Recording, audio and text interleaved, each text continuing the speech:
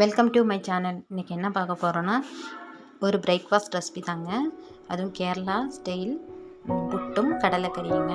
இந்த வீடியோவில் வந்து புட்டு எப்படி செய்கிறதுன்னு சொல்லியிருக்கேன். கடலைக்குழம்பு எப்படி வைக்கிறதுனும் கடலைக்கறி எப்படி வைக்கிறதுன்னு சொல்லியிருக்கேன். கண்டிப்பாக ட்ரை பண்ணி பாருங்கள். எப்படி செய்யலான்னு பார்க்கலாம் வாங்க.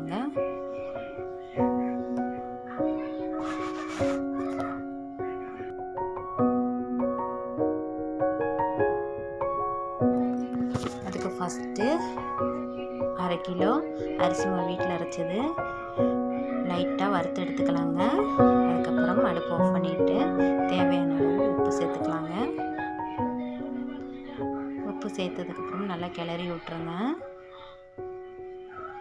அதுக்கப்புறம் வந்து வெதுவெதுப்பான சுடு தண்ணி கொஞ்சம் கொஞ்சமாக ஊற்றி கிளறி விட்டுக்கோங்க. பிசைஞ்சிடக்கூடாது. சப்பாத்தி மாவு மாதிரியெல்லாம் பிசையக்கூடாதுங்க. இது கிளறி விடணும். மிக்ஸ் பண்ணி கிளறி விட்டால் போதும் ஈரத்தன்மையோட. அது பாருங்கள், மாவு ரெடி ஆச்சுங்க. அந்த அவ்வளோதாங்க.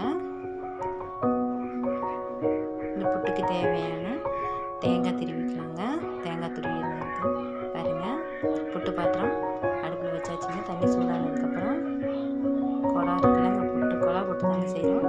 அதில் வந்து ஃபஸ்ட்டு தேங்காய் சேர்த்துக்கலாம்.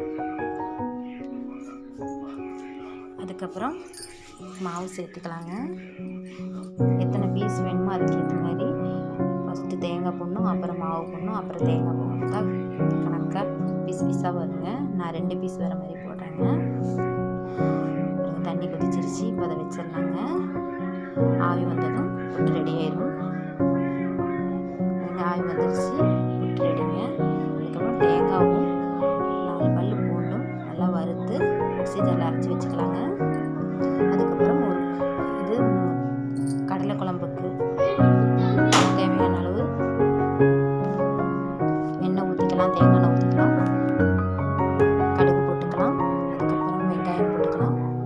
கருவேப்பிலை, தக்காளி, தேவையான உப்பு சேர்த்துக்கணுங்க.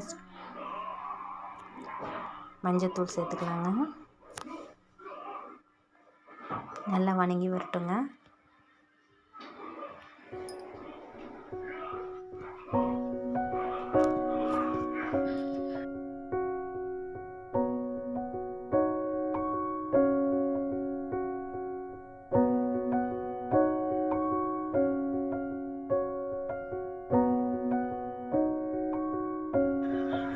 நல்லா வணங்கட்டுங்க. அதுக்கப்புறம் 1 ஸ்பூன் மிளகாத்தூள் சேர்த்துக்கலாங்க. பச்சை மிளகாய் இருந்தால் சேர்த்துருக்கலாம். நான் பச்சை மிளகாய் எல்லாம் சேர்க்கலைங்க. அப்புறம் 2 ஸ்பூன் மல்லித்தூள் சேர்த்துக்கிறேங்க. நல்லா மிக்ஸ் பண்ணி விட்றேங்க.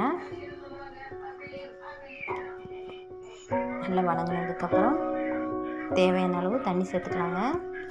இந்த கடலைக்கறி வந்து நல்லா தண்ணி மாதிரி தாங்க இருக்கும். அப்போ தான் புட்டு ஊற்றி சாப்பிட்டா நல்லாயிருக்கும். இப்போ வந்து நல்லா 6 மணி நேரம் 7 மணி நேரம் ஊற வச்ச கொண்டக்கடலை குக்கரில் வேக வச்சுருக்கேங்க. அதை சேர்த்துக்கலாம். லைட்டாக உப்பு சேர்த்து தாங்க வேக வச்சேன்.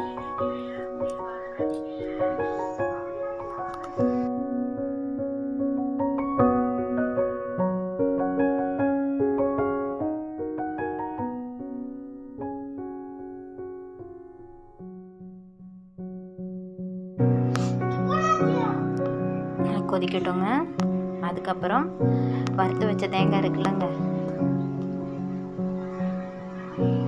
அதை ஒரு மிக்ஸி ஜாரில் போட்டு அரைச்சி அதில் சேர்த்துக்கலாங்க. தேங்காய் சேர்த்ததுக்கப்புறம் ரொம்ப நேரம் கொதிக்க விடக்கூடாதுங்க. அடுப்பு ஆஃப் பண்ணிடலாம். இது ஏற்கனவே வறுத்த தேங்காய் தான், அதனால் பிரச்சனை இல்லைங்க. பாருங்க, தண்ணி மாதிரி தான் இருக்குது. புட்டில் ஊற்றி சாப்பிட்டோம்னா செம்மையாக இருக்குங்க. கடலைக்கறி டேஸ்ட்டாக இருக்குங்க. கண்டிப்பாக ட்ரை பண்ணி பாருங்கள். ரெடி ஆயிடுச்சு. நல்லா கருவேப்பிலை தூவி அப்படியே இறக்கிடலாங்க. பாருங்கள், ரெடி ஆயிடுச்சு. கண்டிப்பாக ட்ரை பண்ணி பாருங்கள். இந்த வீடியோ பிடிச்சிருந்தா லைக் பண்ணுங்கள், ஷேர் பண்ணுங்கள், சப்ஸ்கிரைப் பண்ணுங்கள்.